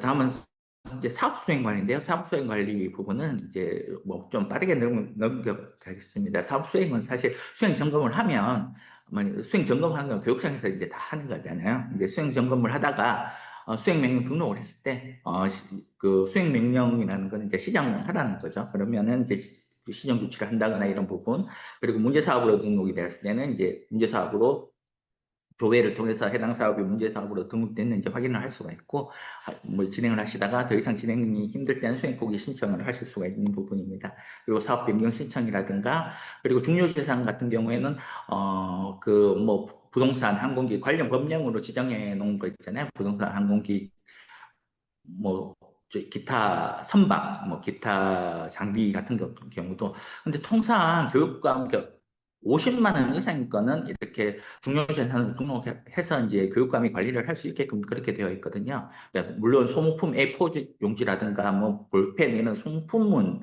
뭐 중요재산 등록 대상이 아니겠지만 그 이외에 뭐 카메라들, 뭐 디지털 카메라라든가 뭐 이런 것들은 50만 원 이상만 내면 중요재산 등록이 이제 중요재산으로 등록해서 관리를 해야 될 가능성이 많기 때문에 그런 것들은 교육청에 전화하셔서 이런 부분들을 확인을 하시고 중요재산 등록을 진행을 해주셔야 됩니다. 그리고 이제 사업 기간이 연장이 필요할 때는 2월 신청을 통해서 이제 2월을 진행을 해주시면 됩니다.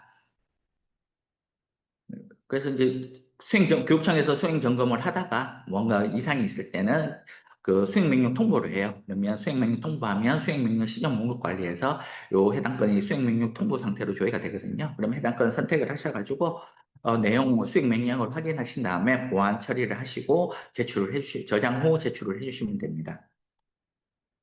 그리고 수행 상황 보호 관리는 이제 수행 명령 그 조치하는 거랑은 달라요. 수행 점검 중인, 그러니까 내가 수행하는 사업 중에 수행 점검 중인 거는 여기 수행 상황 보호 관리에서 다 조회가 되거든요. 그러면 해당 건은 수행 보고를 해주는 거예요. 그러니까 수행 명령 등록에서 조치를 하는 게 아니라 해당 사업이 어떻게 진행되고 있는지, 잘 진행되고 있는지 어떤지 이거를 보고를 하는 거거든요. 그렇기 때문에 행업 같은 경우는 6개월에 한 번씩 하고 이렇게 하는데 이 부분은 뭐 그 보고서 제출해야 되는지 확인을 하시고 교육청에 이제 제출을 해주시면 작성을 해서 이렇게 제출을 해주시면 됩니다. 그리고 사업 변경 신청 같은 경우에는 뭐 가장 많이 하시는 게 예산 집행 계획 같은 경우에 사업 변경 신청을 하시잖아요. 그러니까 예산 집행 계획 이제 뭐 세목별로 금액을 이제 이렇게 금액 수정을 해서 금액 변경을 해서 이렇게 변경 신청을 하시고 하실 텐데 이제 뭐 한 가지 유의하셔야 될 점은 사업 변경 신청을 하면 승인이 될 때까지 그 집행이 정지된다는 거 알고 계시잖아요. 그죠? 그렇기 때문에 사업 변경 신청을 하면 집행이 일시 정지되기 때문에 지금 뭐 급하게 집행을 해야 되는 건이 있으면 그거부터 집행을 진행하고 나서 이제 사업 변경 신청을 해주시는 게 좋을 것 같습니다. 그래서 이제 등록 신청을 하면 그 교육청에서 승인을 하게 될 텐데 그 승인한 절차까지 시간이 좀 걸릴 수 있으니 그러니까 급한 집행건이 있으면 이제 급한 거는 집행부터 하시고 변경 신청하시라라고 이제 권장에 또 권해드리고 싶습니다.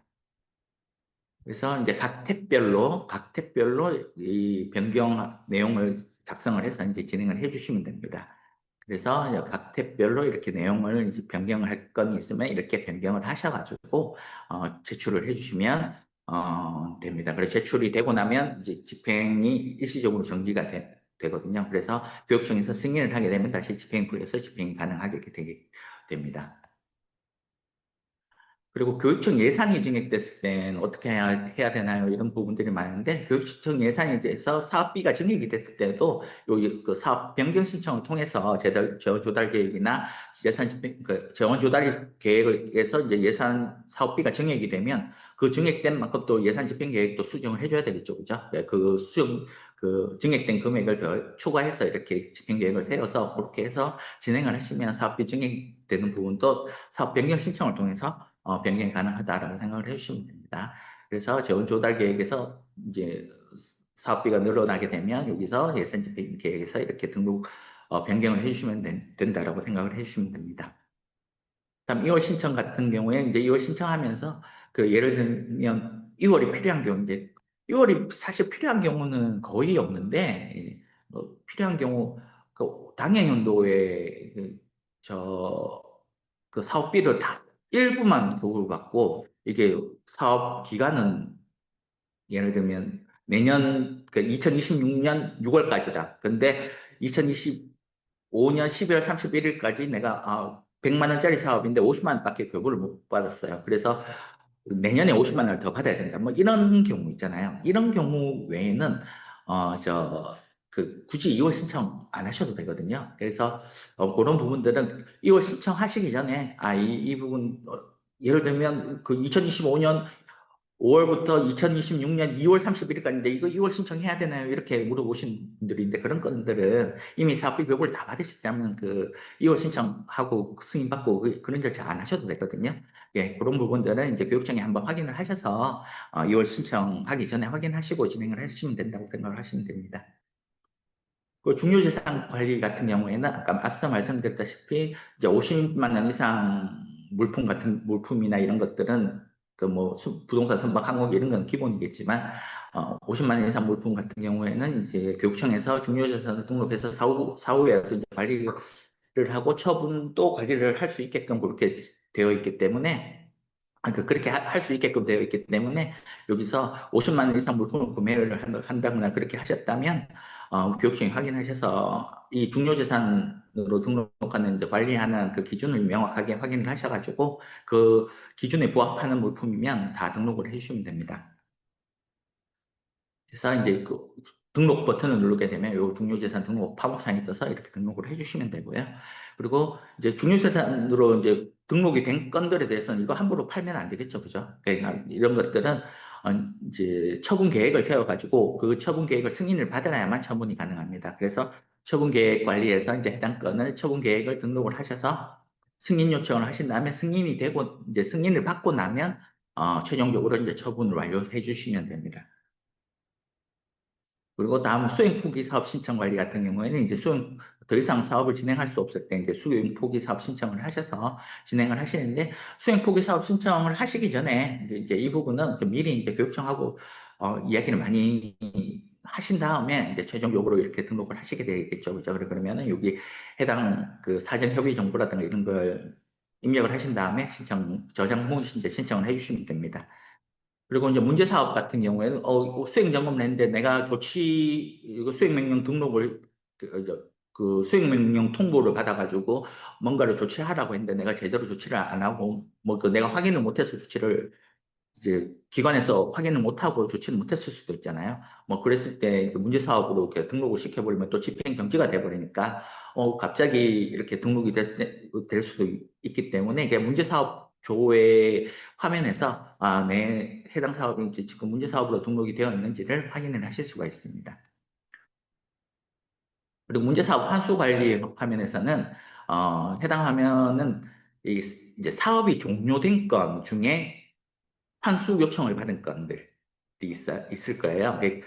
예를 들면 사업 종료하고 다 정산하고 다 끝났는데 사업 종료 이후에 다시 뭔가 이제 그 수행 점검을 해서 보니까 뭔가 이렇게 잘못 집행된 건이 발견이 돼서 그런 부분들에 대해서 환수 요청을 진행을 할 수도 있거든요. 그러면 사업 종료된 건들에 대해서 그러면은 그 환수 요청을 했을 때 시스템상으로 이렇게 반납을 할 수 있는 방법은 없고 아마 교육청에서 민간 보조 사업자분들한테 어느 계좌로 이렇게 반납해 주세요라고 이렇게 아마 뭐 실제로 그렇게 안내를 할 거예요. 그러면 그 계좌로 반납을 하고 나서 이제 여기 문제사업 환수 관리 화면에서 내가 지금 돈을 다 반납을 했는데 환수 처리를 다 했는데 이렇게 반납을 다 했는데 지금 어떻게 되고 있는지 이렇게 확인을 하실 수 있다라고 아들이 생각을 요번에 해주시면 될 처음 것 같습니다. 자, 이제 다음은 이제 정산 및 실적 부분입니다. 이제 이게 이 부분이 이제 지금 12월 31일까지 사업의 뭐 대부분일 텐데, 이게 굉장히 중요하기 때문에 이 부분은 좀 상세하게 설명을 드릴 수 있도록 하겠습니다. 먼저 제일 먼저 그 정산을 하기 위해서는 집행 마감을 합니다. 그러니까 집행을 끝내야 되는 거예요. 집행 종료를 시켜줘야 되는데 그게 집행 마감을 해주는 겁니다. 근데 집행 마감을 하려면 제가 아까도 말씀드렸지만 지금부터 자부담금이 있는 사업 같은 경우에는 자부담금 그 비율을 지금 신경 써서 집행을 해줘야 된다고 말씀드렸잖아요. 만약에 자부담금이 사업비는 다 썼는데 자부담금은 그대로 남아있다 이러면 집행 마감 자체가 안 돼요. 그러면은 뒤 막 그 자부담금 그 사업비 쓴 거 반납하고 엄청나게 복잡하게 이 처리가 안 될 수도 있고 그럴 수 있기 때문에 그런 부분들이 있기 때문에 반드시 자부담금이 있는 사업은 자부담금 비율을 확인해서 지금부터 자부담금 비율을 이제 조절을 해서 이제 집행을 진행해 주셔야 되고요. 뭐 그 사업비를 다 100%다 쓸 것 같으면 그러니까 자부담금부터 먼저 집행을 다 하세요. 그러니까 집행을 다 하시고 나서 이제 그 사업비를 집행을 하시면 되니까. 근데 사업비가 좀 남을 것 같다 그러면 그 비율에 맞춰서 이제 그 자부담금을 집행을 해주시면 되겠죠, 그죠? 그래서 지금부터 자부담금 비율에 맞춰서 집행하는 거 신경을 써서 집행을 해주셔야 된다는 부분 참고하시고요. 그래서 이제 집행이 마감하고 나면 이제 이자를 등록을 하고 그 자부담 계좌에서 발생한 이자를 등록을 하고 그리고 수익금을 등록한 다음에 이제 해달라고 정산 제출을 하게 됩니다. 그래서 정산 제출을 하게 되면 교육청에서 이제 해당 정산건들을 이제 집행건 하나 이제 검토를 하거든요. 네, 검토를 했을 때 뭔가 부족한 게 있다. 뭐 첨부 파일에 예를 들면 뭐 출장 명령 여빈데 출장 명령서가 없네. 출장 승인된 게 없네. 뭐 회의비인데 썼는데 뭐 회의록이 없다. 뭐 이런 뭐 그렇게 증빙 서류들이 부족하다고 이렇게 될 수 있잖아요. 그런 경우에 이제 보완 요청을 하게 돼서 이제 집행 내역을 보완해서 보완 결과 등록하면 최종적으로 정산이 될 테고 만약에 제대로 그 증빙 서류를 갖추지 못하게 되면 해당 건에 대해서는 불인정할 수가 있는 거죠. 그죠? 그렇기 때문에 증빙 서류 같은 거는 반드시 증명을 이제 진행을 해주시면 됩니다. 그리고 이제 실적 보고서는 사업이 종료되고 나서 2개월 이내에 반드시 작성을 해주셔야 됩니다. 그래서 실적 보고서를 작성을 해야만 이제 정보 공시를 진행을 할 수 있기 때문에 그러니까 이제 여기 민간 보조 사업자분들이 이제 정산하고 그러니까 실적 보고서 작성을 안 해도 정산하고 반환 처리하고 그 회계적으로 이제 반환 처리까지 하게 되면 내가 내 할 일이 다 끝났다 하고 이렇게 잊어버리시는 경우가 많더라고요. 그러면은 이제 사업 종료 처리가 안 되기 때문에 실적 보고서를 제출을 하지 않으면 그렇기 때문에 그러고 막 잊어버리고 이제 그래서 그 교육청에서 난감해하는 경우가 있는데 실적 보고서 반드시 2개월 이내에 작성해서 제출을 해주셔야 됩니다. 그렇기 때문에 이 부분 명심을 하시면 될 것 같아요. 그래서 이제 정산이 마감이 되면 이제 이제 뭐 보완을 받던 어떻든 불인정이 됐던 이런 부분들 모든 부분들이 다 정산이 마감이 되면 그 정산 마감 결과를 토대로 해서 돈을 자본한 계좌에 남아있는 돈을 전부 다 예치 계좌로 반납해 주세요 하고 교육청에서 반환 명령을 등록을 합니다. 그러면 여기 민간 보조 사업자분들께서 그 내용을 확인을 하고 이제 반환 이체를 해주게 되면 자부담 계좌에 남아있는 돈이 모두 예치 계좌로 이제 반환이 됩니다. 그 부분은 그러니까 예치형 사업이든 비예치형 사업이든 요 절차 자체는 똑같습니다. 요 절차 자체는 똑같기 때문에 그 반환 명령된 내용을 반드시 잘 확인하셔서 반환 이체 처리를 하면 뭐 회계적으로는 이제 반환까지 민간 보조 사업자분들은 이체 실행하는 걸로 이제 최종적으로 끝이 납니다. 근데 교육청에서는 또 그 예치 계좌 있는 거를 다시 금고 계좌로 반환시키고 하는 이제 다른 또 한 번의 절차를 더 거치지만 민간 보조 사업자분들은 자부담 계좌에 있는 돈을 예치 계좌로 또 반환을 다 하고 나면 이제 끝이에요. 예, 그렇다라고 생각을 해주시면 될 것 같습니다. 그래서 이제 집행 마감 처리를 해야 되고요. 집행 마감 딱 했는데 그 자부담금이 적게 됐다고 이렇게 알림장이 뜨면 내가 자부담금을 그 사업비 비율보다 적게 썼구나라고 생각을 해주시면 됩니다. 예, 그러면 굉장히 또 번거로워지니까 반드시 자부담금 비율을 확인을 하셔서 지금부터 이렇게 진행을 해주시고요. 이제 이 부분은 제가 계속 누누이 설명드리는 부분이라 생략을 할 거고요. 그러니까 이자가 등록 버튼이 비활성화되어 있는 거는 이제 집행 마감 버튼을 클릭을 해야 이제 등록 버튼이 활성화됩니다. 여기서 집행 마감 버튼을 클릭을 해야 이자 등록 버튼이 활성화가 된다라고 생각을 하시면 됩니다. 그래서 집행 마감 버튼을 클릭하고 이자 등록을 하는 건데요. 이자라는 거는 예치형 사업 같은 경우에는 여기 예치 계좌에 여기 왼쪽에 예치 계좌 이자 금액이 이렇게 등록이 되어 있을 거예요.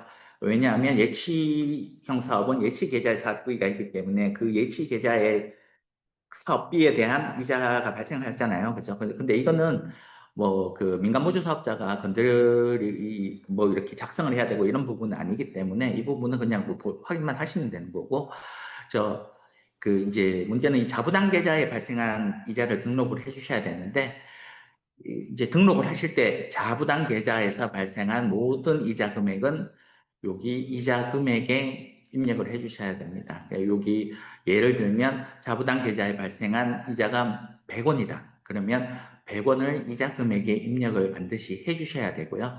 100원을 입력하고 난 다음에 이제 자부담금이 있는 사업 같은 경우에는 그 100원에 대해서 지방보조금과 자부담금 이자금 나눠줘야 돼요. 그래서 100원인데 9대 1이다 그러면 90원, 10원 이렇게 나눠줘야 되는데 이제 문제는 반환을 해야 되는 거는 여기에 지방보조금에 대한 이자잖아요. 그래서 실질적으로 해야 되는 금액은 반드시 여기에 입력을 하셔야 됩니다. 그래서 90원, 10원 하면 실제적으로 되는 금액은 90원인 거예요. 그리고 뭐 80원, 20원이면 실질적으로 반환하는 금액은 80원입니다. 그래서 총 금액은 위에 이자 금액에 입력을 하시되 실제로 반환해야 되는 금액에 대해서는 여기 재원 구분의 지방 보조금의 이자 금액에 입력을 해주시면 됩니다. 그런데 이제 각 지방의 교육청별로 약간씩 이 이자를 이제 받을 때 어떤 그 원칙이나 이런 부분들이 약간씩 규정이나 이런 게 좀 다르더라고요.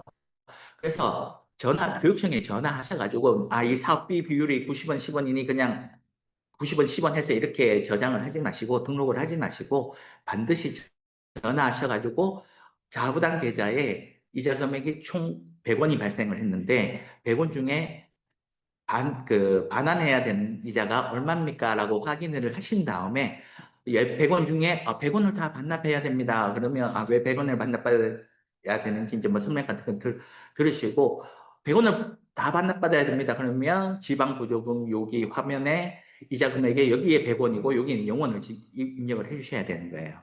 그래서 실제 반환해야 되는 금액이 얼마인지 확인하신 다음에 여기에 입력을 하시라라고 이제 제가 강조해서 말씀을 드리거든요. 등록하고 나서 정산까지 다 끝났는데 이제 반환 명령 등록을 해서 교육청에서 이거 반납하세요라고 내려보냈는데 이거 그 금액이 내가 입력했던 금액이랑 달라요. 이런 경우가 너무 많아서 이제 제가 이걸 강조를 하는 거고요. 실제로 반납하는 금액은 지방보조금에 입력한 여기에 이자 금액이다. 그러니까 이거는 이제 명심을 하시고 등록을 해주시면 됩니다. 그리고 수익금 같은 경우에도 마찬가지입니다. 수익금도 총 수익금이 발생했다면 총 수익금 발생 금액은 여기다 입력을 하시되 만약에 자부담금이 있는 사업이라면 이제 실제 수익금 그러니까 실제로 수익금이 발생하면 이제 수익금 발생분을 또 교육청에 반납해야 되잖아요. 그 반납해야 되는 금액은 실제 반납 금액은 재원부분의 지방보조금의 수익금 여기에 입력하는 금액이 실제 반납하는 금액이다라고 생각을 해주시면 될 것 같습니다. 그런 다음에 이제 집행 마감 처리를 하면 이제 집행 마감하고 이제 그러니까 이자 등록하고 수익금 등록까지 완료가 됐으면 정산 지출 버튼을 눌러서 이제 정산을 진행을 해주시면 됩니다. 그리고 이제 정산 제출을 했으면 그 교육청에서 막 정산 내용 뭐 집행 등 건들 이렇게 다 하나하나 다 이제 검토를 하잖아요. 그 하나하나 검토할 건들이 있다가 이제 뭔가 그 보완이 필요한 건들이 있으면 이렇게 정산 검토 의견 조회에서 이렇게 확인을 해보시면 이렇게 보완 요청이라고 이렇게 되어 있는 건들이 있을 거예요. 그러면 보완 요청 건들은 진행 상태 요거 진행 상태를 클릭을 하시면 이 해당 건이 이렇게 이제 확인이 되거든요. 정상 검토 결과가 이렇게 확인이 돼요. 그러면 집행 내역을 보완한 다음에 보완 완료 상태로 만들고 이제 내용을 확인하시고 저장을 하셔서 하시면 됩니다. 그런 다음에 이제 정상 결과 조회라는 화면에서 총 이제 정산 마감된 정산 결과를 확인하실 수가 있고요. 이 다들 아까 말씀을 이제 이자 등록할 때 말씀을 드렸지만, 여기 이제 정산 결과 보니까 여기 이자 금액이 저기 100원이에요. 이렇게 되어 있잖아요. 그죠? 100원이에요. 해서 100원을 입력을 했는데, 그런데 반환 이체 그 명령 등록이 와서 반환 이체 하려고 하니, 90원으로 해서 교육청에서 보내왔어요. 이거 왜 이런가요? 이렇게 물어보시는 거거든요. 그래서 여기에 정상 결과에 보이는 거는 자부담금, 지방보장금, 자부담 계좌에 발생한 총금액이 보여지는 거고요. 그리고 실제적으로 명령 등록이 돼서 실제적으로 반환해달라고 그 교육청에서 이체 요청이 오는 이자 금액은 아까 말씀드렸던 그 총 이자 금액에서 지방 보조금에 해당하는 이자에 등록한 금액이 이제 그렇게 이체 요청되어서 온다라고 생각을 하시면 될 것 같습니다. 그런 다음에 이제 실적 보고서 같은 경우에는 이제 실적 보고서 등록 화면에서 등록 버튼을 클릭해서 이제 실적 보고서 등록을 진행을 해주시면 되고요. 해당 각 이제 템별로 이렇게 하나하나 확인을 하셔서 이제 진행을 해주시면 됩니다. 그래서 진행을 해주시면 되고, 그래서 다 작성을 하신 다음에 이제 모든 게 다 작성 완료가 되면 이제 제출 버튼을 눌러서 제출을 해주시고, 출력을 하시게 되면 실적 보고서가 이제 출력이 가능하다라고 생각을 해주시면 될 것 같습니다. 그리고 이제 반환 명령 조회 화면인데요. 그러니까 반환 명령 조회는 이제 정산 마감이 되고 다 끝났어요. 다 끝나고 나서 이제 실제적으로 자부담 계좌에 있는 돈을 다 반납하라라고 이제 그 요청이 오는 거거든요. 그럼 반환 이체 요청 명령 조회라는 메뉴에서 진행 상태 반환 이체 요청 상태로 되어 있을 거예요. 그럼 해당 건을 클릭을 하시면 이렇게 이제 반환 세부 내역이 이렇게 조회가 됩니다. 반환 세부 내역이 조회되는데 아까 말씀드렸다시피 아까 자부담 계좌 그 정산 결과 보니까 자부담 계좌 이자가 100원인데 여기 자부담 계좌 이자는 90원으로 되어 있죠. 그죠? 아까 수익 그 이자 등록할 때 그 지방 보조금 재원에 등록한 그 90원만 이렇게 반환해달라고 이렇게 요청이 올 겁니다. 그래서 이제 확인하고 반환을 진행을 해주시면 되는데 여기서 중요한 또 한 가지 유의하셔야 될 거는 예치형 사업과 비예치형 사업은 이제 약간 여기서 다른 부분이 있는데 예치형 사업은 사업비 교부 자체를 예치 계좌로 하잖아요. 그러면 사업비 잔액이 어디에 남아 있나요? 그러니까 예치 계좌에 남아 있잖아요. 그렇기 때문에 이 반환 명령 등록해서 반환 이체하는 거는 자부담 계좌에 남아 있는 돈을 예치 계좌로 이제 반환하는 절차인데 예치형 사업 같은 경우에는 사업비 잔액이 이미 예치 계좌에 남아 있잖아요. 그렇기 때문에 예치형 사업은 반환 세부 내역에 잔액이 없습니다. 사업비 잔액이 없어요. 불인정 금액이나 이자나 이런 부분들만 세부 내역에 보여지고, 근데 비예치형 사업 같은 경우에는 사업비 교부를 자부담 계좌로 하잖아요. 그러면 사업비 잔액이 자부담 계좌에 남아 있겠죠, 그죠? 그렇기 때문에 그러면 자부담 계좌에 사업비 잔액이 남아 있기 때문에 이 그러니까 반환 이체를 할 때는 비예치형 같은 경우에는 여기에 반환 세부 내역에 이제 그 사업비 잔액도 이렇게 이제 표시돼서 반환 이체해달라고 요청이 올 거예요. 그래서 예치형과 비예치형 같은 경우에는 반환 세부 내역에 예치형 사업은 반환 세부 내역에 사업비 잔액이 조회가 안 되고 없고 비예치형 사업 같은 경우에는 반환 세부 내역에 사업비 잔액이 표시가 된다라고 생각을 해주시면 될 것 같습니다. 그리고 반환 시 사업비 잔액이 남아있는데 반환 금액이 0원으로 보여집니다. 이렇게 되어 있는데, 요것도 제가 그냥 설명을 드린 부분이죠. 예치형 사업 같은 경우에는 예치 계좌에 이미 사업비 잔액이 이미 예치 계좌에 있기 때문에 이제 반환을 진행하지 않는다라고 생각을 해주시면 되고요. 이제 예치형 사업 같은 경우에는 뭐 불인정 금액이라든가 이자라든가 뭐 수익금 같은 경우는 잘은 없겠지만 수익금 같은 경우에 이제 반환 대상이 된다라고 생각을 해주시면 될 것 같습니다. 이제 다음은 이제 정보 공시입니다. 그래서 이제 정산 마감하고 실적 보고서 작성까지 다 했잖아요. 그리고 반환 처리까지 이제 이미 다 했어요. 그러니까 정산 마감했고 회계적으로 반환 처리까지 다 하고 난 다음에 실적 보고서 작성하고 이제 실적 보고서 내용을 확인하고 교육청에서 승인까지 다 완료했다. 그러면 교육청에서 사업 종료 처리를 하거든요. 그러면 사업 종료를 처리를 하게 되면 이제 정보 공시를 진행을 해야 되는 거예요. 그러니까 당해 연도 2025년 사업 같으면 2026년 4월 30일까지 반드시 정보 공시를 진행을 해야 됩니다. 그래서 지방보조사업 담당자가 정보공시 대상으로 선정을 하게 되면 해당 내용을 확인을 하시고 이제 등록을 하신 다음에 제출을 해주시면 되는데 실질적으로 등록하실 때 딱히 어려운 부분은 없으세요. 이미 이제 작성된 정산시 작성하거나 실적 보고서 작성하나 했던 그 데이터를 가져와서 이제 등록을 하는 거기 때문에 물론 뭐 회계감사 보고서 같은 경우에는 이제 수기로 등록해야 되는 그런 부분도 있지만 실제적으로 그냥 다 불러와서 이렇게 등록을 시켜주면 된다고 생각하시면 됩니다. 그래서 저희 제출하면 해당 내용을 확인을 하고 승인한 다음에 이제 게시를 하게 되면 업무 포털에서 교육청 보태미 포털에서 이제 해당 내용을 확인을 하실 수 있다라고 생각을 해주시면 될 것 같습니다. 그래서 이제 정보공시 등록 현황에서 해당 건을 정보공시 이제 대상으로 선정이 되면 정보공시 등록 현황에서 해당 내용을 확인을 하실 수가 있거든요. 해당 내용을 확인하시고 이제 진행을 해주시면 되는데 뭐 앞서서 설명을 들으셨겠지만 이게 약간씩 제출해야 되는 건이 좀 다릅니다. 그래서 그 부분을 잠깐 설명을 드리자면 당해연도 지방보조금 총 금액 500만 원 이상짜리는 이렇게 검증 결과라든가 회계감사 보고서라든가 재무제표 결산서가 이제 없습니다. 이렇게 보이지가 않아요.